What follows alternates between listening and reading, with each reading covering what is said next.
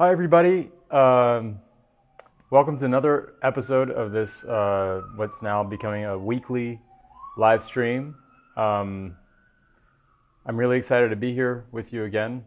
As I've said before, it's really makes a big difference to me, and hopefully makes some form of difference to you too, that we can connect like this in this live setting. There's a lot to talk about today. The big thing is that my dear friend and longtime collaborator and mentor and huge musical inspiration to me died a few days ago. I'm talking about the great Lee Konitz. So I've been thinking about him a lot. He's been a really intense presence in my life the last 12 years. I met him when he was, I think, in his right about to turn 80, and he died when he was 92 and a half. Yeah, almost 13 years I got to know him and really interacted with him closely. So anyway, I think I'm going to start today with another free improvisation, as I've been doing the last few streams. And this time I'm really going to be thinking about Lee. So here we go.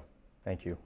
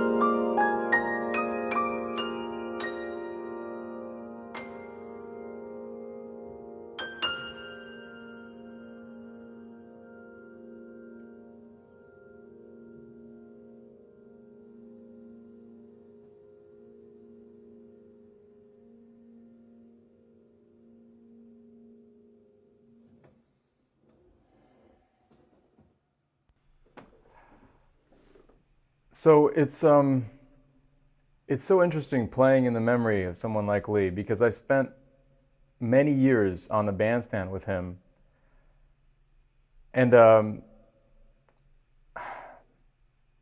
just seeing that there's some comments coming in here. Let me just make sure everything is working okay.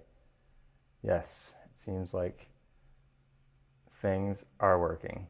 Okay, good. It's kind of a miracle that this stuff works at all.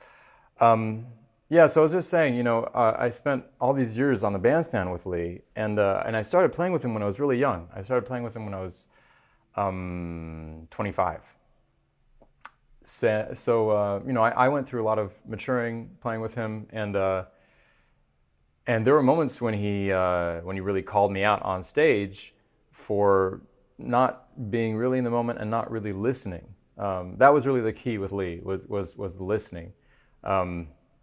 And there are other things too, like, so Lee was somebody who got really upset at people walking down the street talking on their cell phones.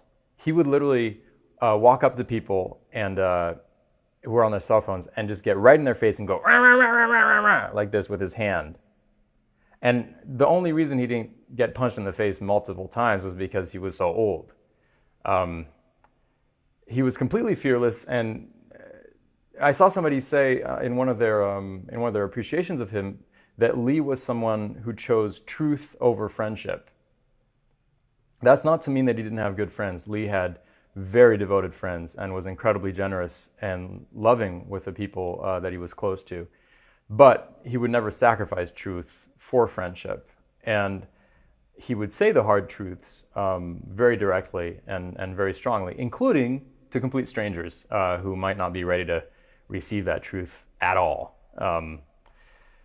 So anyway, Lee was a stickler for the truth of the moment, for really listening. And so what I'm saying is that it's tricky playing a tribute to him because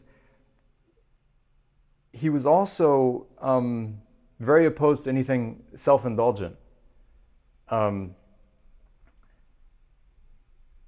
There were a couple times when we played duets together, sometimes on big stages, and I got really into it. We'd be playing like a really sad song. I don't know, maybe we're playing Body and Soul, which is a song we played a million times together.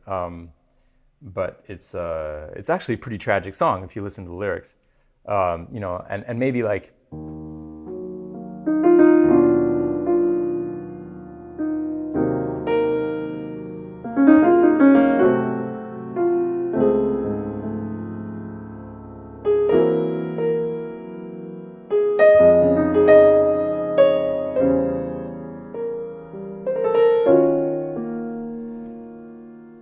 maybe I'm getting really into it, but even more so than that, like getting kind of dark about it, going to the dark side of the emotion with it.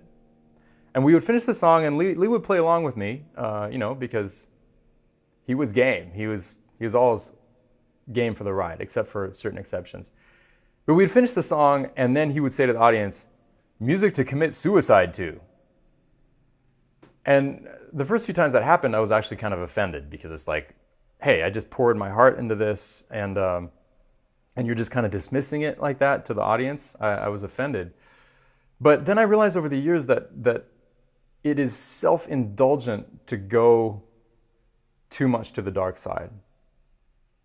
Like, what is the blues? The blues is finding hope in misery, in sadness. And that's what people who are truly in difficult conditions, people who are really going through deep, deep personal pain, that's what they actually do. They don't indulge in the sadness. They find joy and hope in the sadness. And I really think that's what Lee was referring to when he was talking about going too much to the dark side. When he'd say music to commit suicide to. So anyway, I'm thinking of him, and I'm also trying to remember what a sense of humor he had. He was never self-indulgent. He was never just one thing. It was like if something was sad, it also contained the brightness and the humor. And he was a very balanced person in this way. I always thought of him as a Zen master. So anyway, the day that he died, I wanted to put something out online, something of me playing, and I wanted to play a song of his, and I wanted to play Subconsciously, which is his greatest hit in terms of his compositions. And the only thing I could figure out how to do, the only thing that made sense, was just to play the melody incredibly simply, like as simply as possible.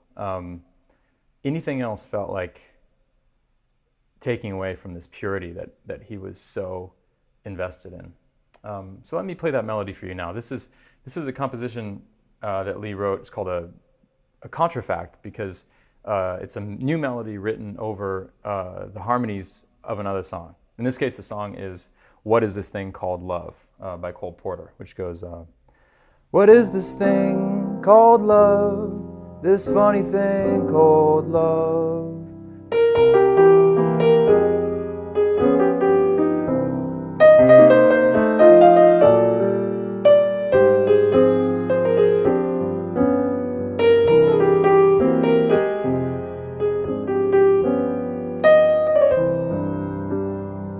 And here's Lee's contrafact, which was called Subconscious-Lee.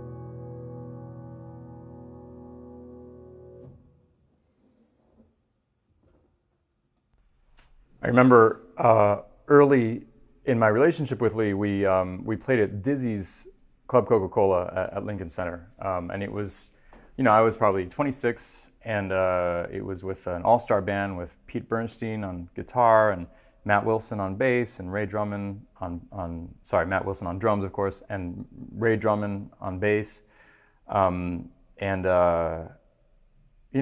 was really exciting, and the first few nights went really beautifully, and then the fourth night, the manager of the club came into the dressing room before the gig, and for whatever reason, just started talking about how dark the news was, and at that point, I think a major finding on climate change had just come in, and was reporting on how sea levels were going to rise and going to probably overtake certain countries like the Maldives. And anyway, we're suddenly exposed to this very, very sad news.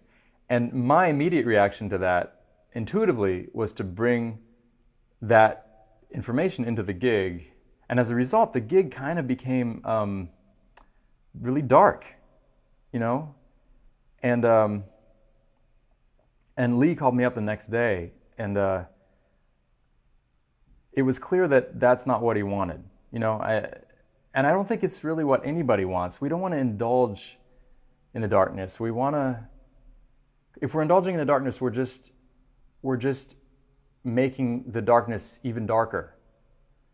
But again, traditional societies, or I shouldn't say traditional societies, but folk music tends to do the opposite. It takes darkness and makes it brighter. And Lee always did that. And that's why, a lot of people, when they talk about him, they talk about him being really a folk musician at heart. I also really saw like Caruso in him, like the opera singer. He grew up listening to opera, and I think there's so many influences in him. But there's always that twinkle in the eye. And that's something that I think is something I aspire to, and something that I'm going to try very hard to keep focusing on in my music and not lose. I want to do something very Lee Konitz-ish right now. Everything with Lee was about singing, because everything with Lee was about truth, right? It was about engaging in every note, truly in the moment, as if you'd never played it before. Acknowledging that every moment is new, and really honoring that. And Lee's way of accessing that place of innocence, or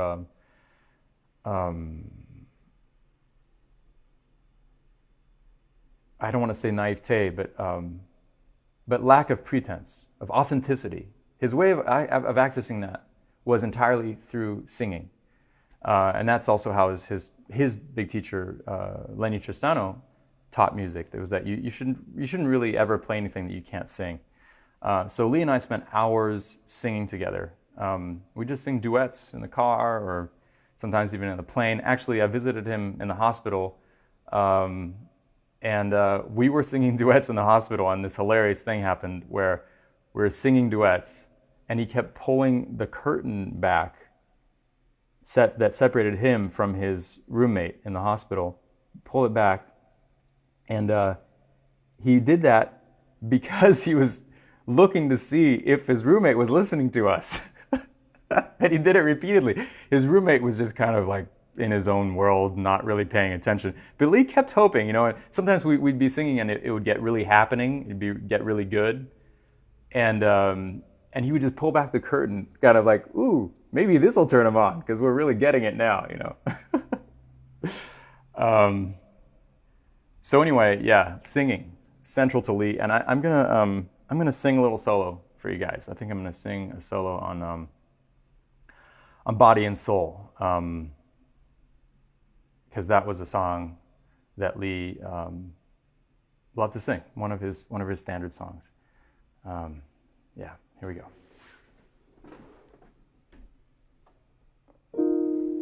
Bodo bodep tu baolo de do, tu la lo, bo lo re, lo re ru lo pure boron da duve o loreo bo ti bullo dello Balio balado borum babro do de bo do be le bo di bo budo pipulo budo pitlo de o ora de ole lo do bo de Vode bode do de le bodo di lo tri la volo do de le do bo do bo di do de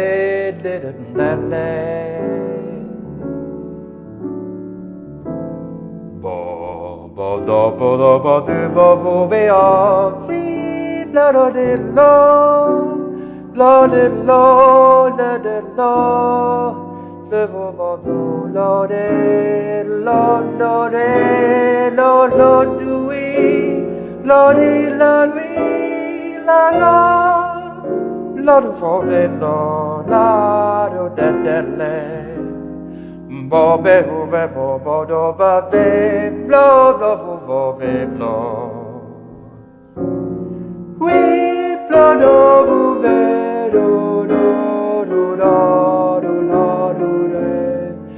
do lo de lo bouve lo lui lo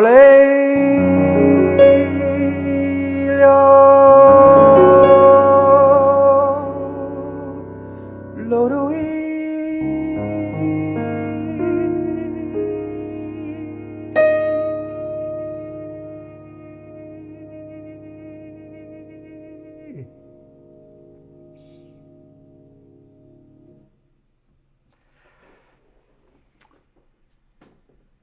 So you have to understand the point of doing this, the point of Lee doing this was never to be a great singer or actually even to make the best music we could in terms of like execution, you know, because I mean, you know, Lee didn't work on his voice for his entire life the way that he worked on his horn, and neither have I. The point of it is to try to access some kind of authenticity, and then to bring that into the music you make the rest of the time. And that's been a really beautiful challenge for me. I mean, I just so inspired by the bar that Lee set for truth and authenticity, and I try to bring that into everything I do. Try to really not compromise on that, even if it's doing like Natural Machines, you know. Actually, I thought I might play something from Natural Machines and try to connect with it in that way, which I try to do every time. But maybe you can hear the kinship between what I just did, which is just trying to sing a note that feels true with a song, and what I'm going to do right now, which is also trying to, even in the midst of like all the craziness of the Natural Machines program, which I should say, Natural Machines is a project of mine where I use this amazing piano, the Yamaha Disclavier, and I've written programs that run on my computer and that enable it to interact in real time with what I improvise, and they also generate graphics, which I'm going to try to bring into to the scene with this fancy situation here. Let's see. Does that work? Hopefully that's going to bring a picture-in-picture of what the computer is generating, and it should be higher quality than what I was doing before, where I just had my laptop over here. So I'm going to do an algorithm from the album, from the Natural Machines album, called Intervals. It's a really fun one, really wild one, and I'm going to just try to resonate with it in that same way.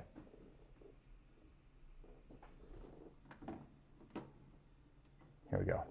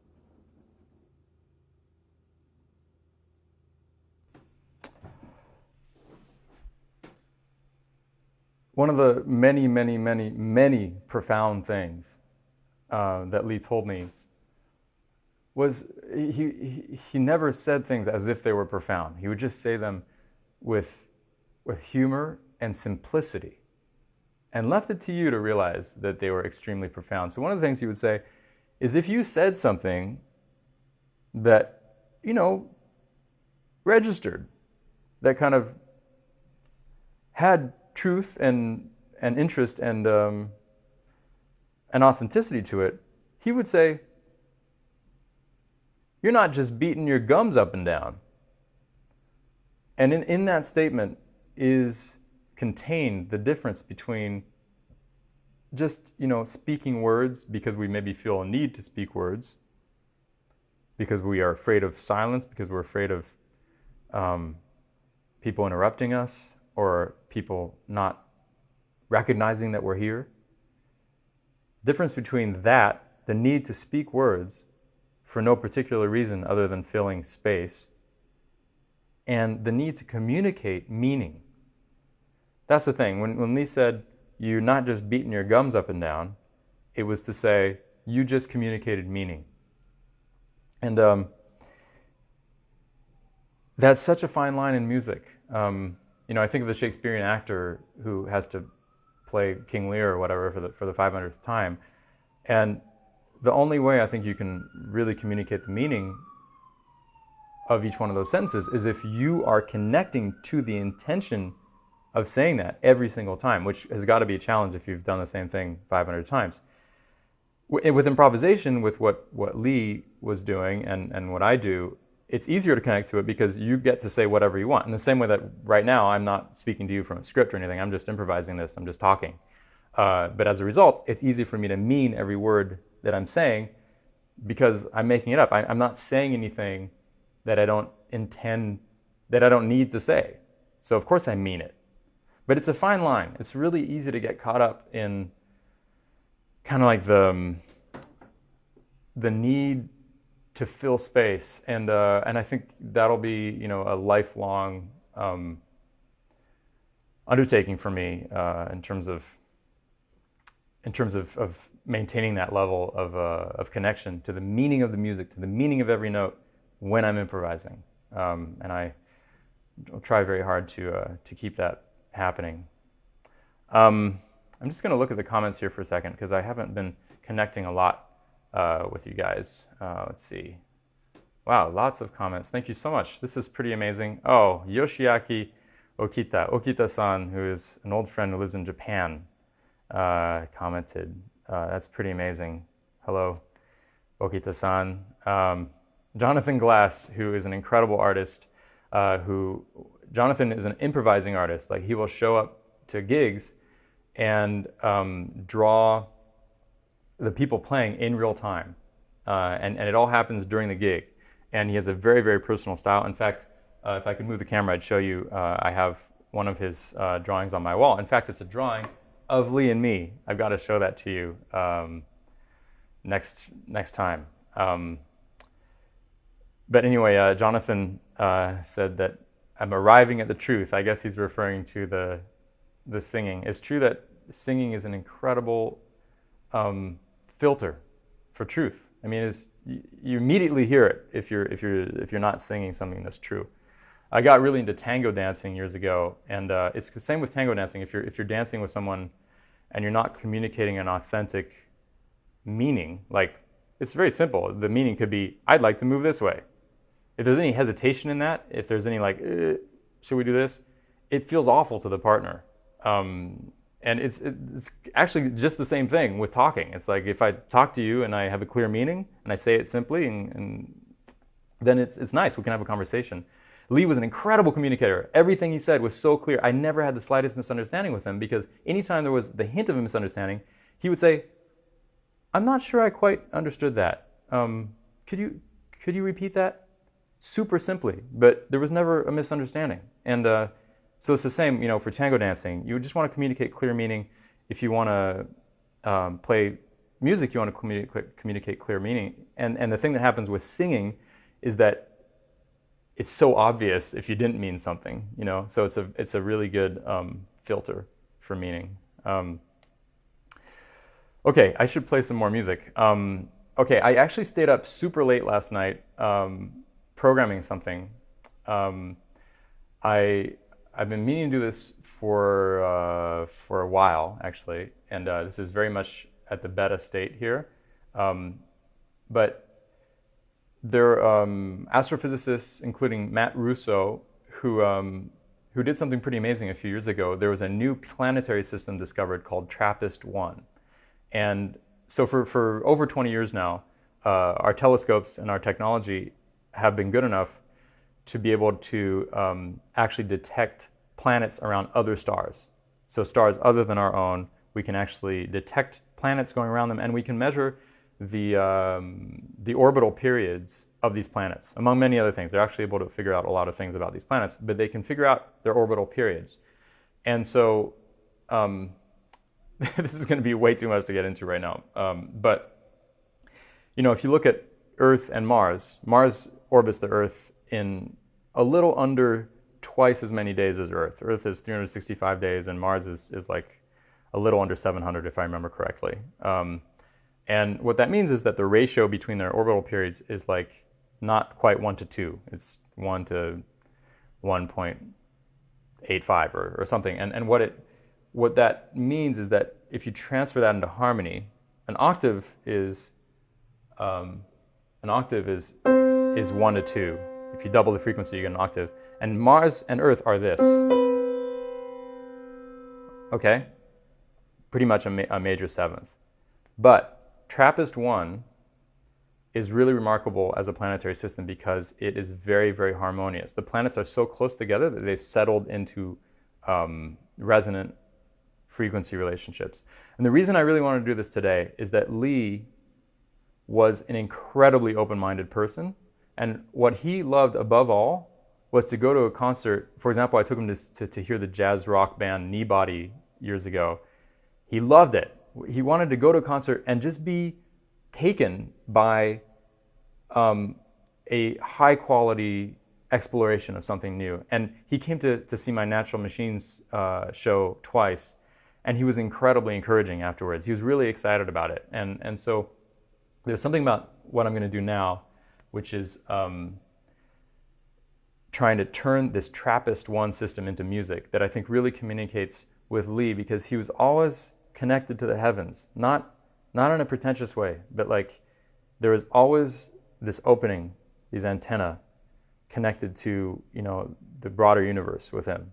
He never allowed himself to just be like small and in his own world. It was always broad. So I think he would have really connected to this. I've actually turned these planetary orbits into notation. So you can see the one furthest from the star is down here. It's going around twice in this amount of time. Then the second one is going around 3 times in that same amount of time. The third one is going around 4 times, and so on with these ratios. So I'm gonna set that up, and then I'm going to improvise with it. Here we go.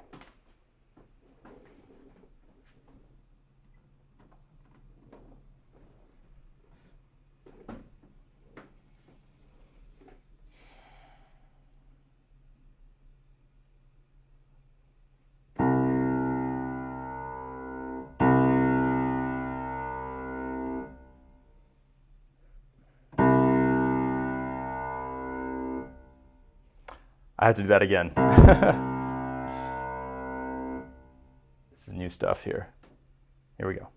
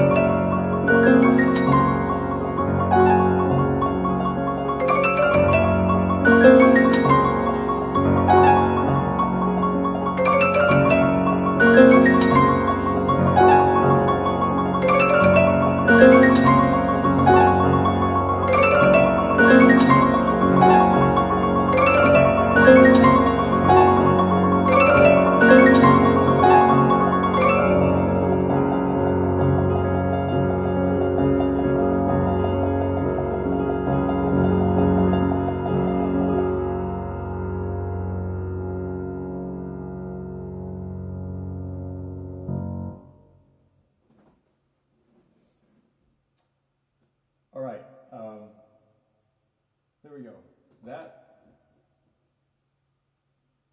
Sorry, I forgot to turn my mic on. That, in my opinion, is also a tribute to Lee. Very much so. And the truth is, the values that Lee stood for, these values of awareness, pure and simple, of communication, of truth. There's nothing you could play that in the right spirit would not be a tribute to him. Because those values are universal and they're in everything. Or they have the potential to be in everything. And I really hope that that's something that we can bring back into our culture. It's present. I mean, it's present in the culture, but it's amazing how radical someone like Lee really was. Really standing for these things through thick and thin. I mean, there were years when he had no gigs. Not that those two things are correlated, but the point is,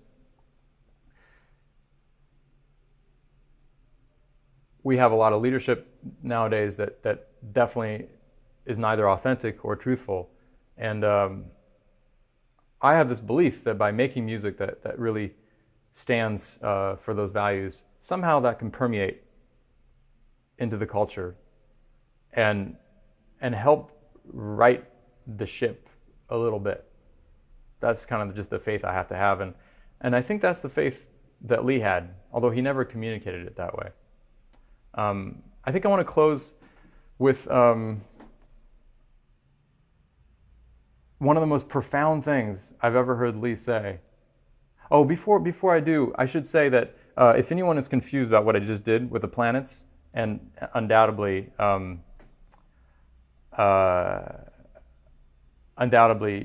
I'm sure many of you are, I wrote a whole blog post explaining this. If you go to dantepfer.com/blog, and you look on the top posts on the right, you'll see that I have the TRAPPIST-1 system is one of the posts there, and if you click on that, there's a long explanation of exactly what I just did. And actually, I just realized that I goofed up in a major way. I actually took away the visuals that I stayed up most of the night programming for you guys. Yeah, just take a look. I'm gonna bring it back really quickly. So here's how it's supposed to. Here's how it was supposed to look when I was building up the planets. It was supposed to look like this.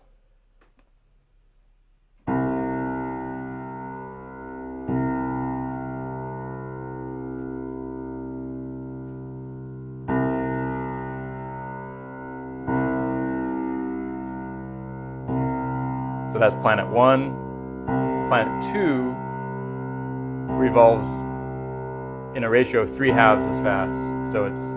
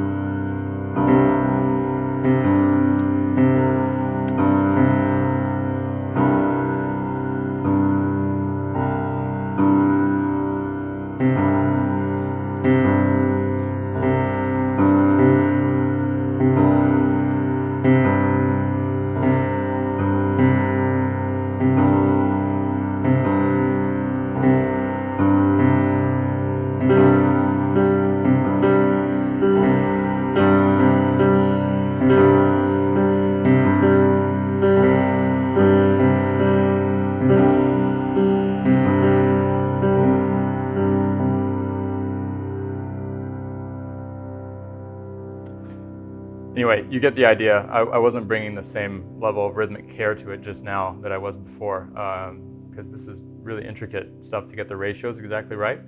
But you get the idea. I wrote this thing where you can actually see the planets going around their star, and they're actually going around at the correct speed. relative to each other to make those harmonies. But again, just go to dantepfer.com/blog and look for the post that's called The Trappist One System. I think it's subtitled Hearing Harmony in Planetary Orbits or something like that. And that'll explain everything.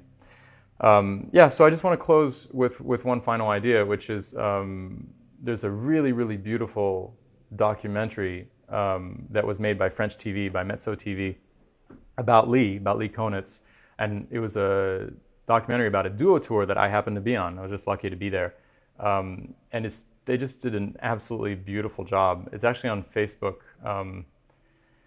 I will have to find a way. I've linked to it in my social media, so like on Twitter, but you can also do a search on Facebook for Lee Konitz, All the Things You Are, Mezzo, Mezzo, and it should come up because Quest TV has decided to stream it for free for a while. Anyway, one of the things that Lee says in there, the documentarian asks him, what is heaven? I don't know how it came up. Actually, I know how it came up, but that's another story. Documentarian asks him, what is heaven?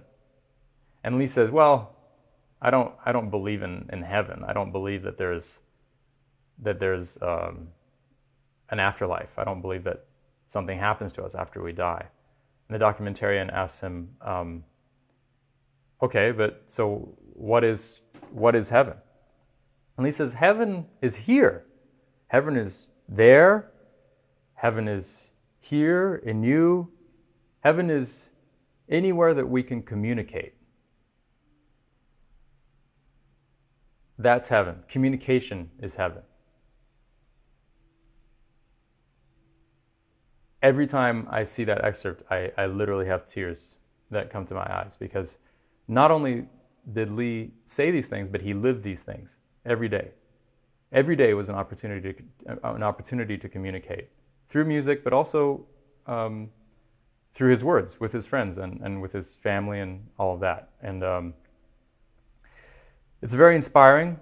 It's very sad that we've lost him. But then again, you can't hope for more than 92 and a half incredibly full and rich and creative years. He lived an incredible life. And what we can do moving forward is just to try to honor what he stood for, both in our music and in our life. Thank you very much for tuning in. I'm just going to check in on the comments again. Lots of nice comments.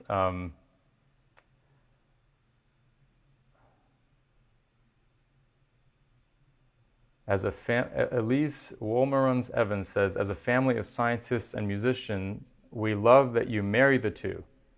Yeah, I mean, to me, there's no difference. They are married. It's not two separate things that I'm marrying. It's like planets when they orbit a star.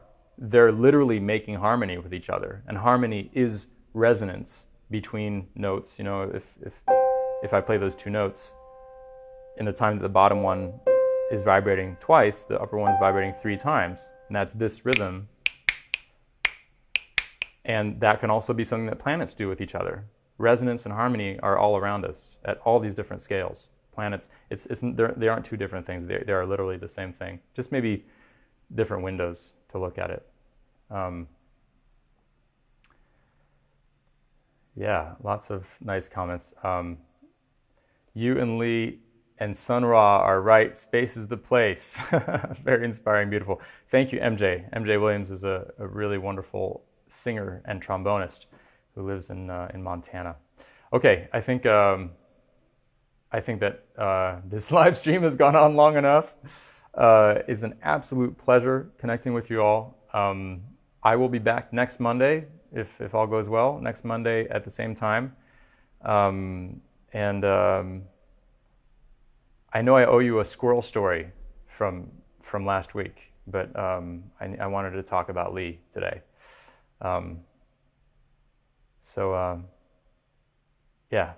Thanks again, Lee. Thanks again to you. And here is one of my favorite compositions of his. It's called carries trance.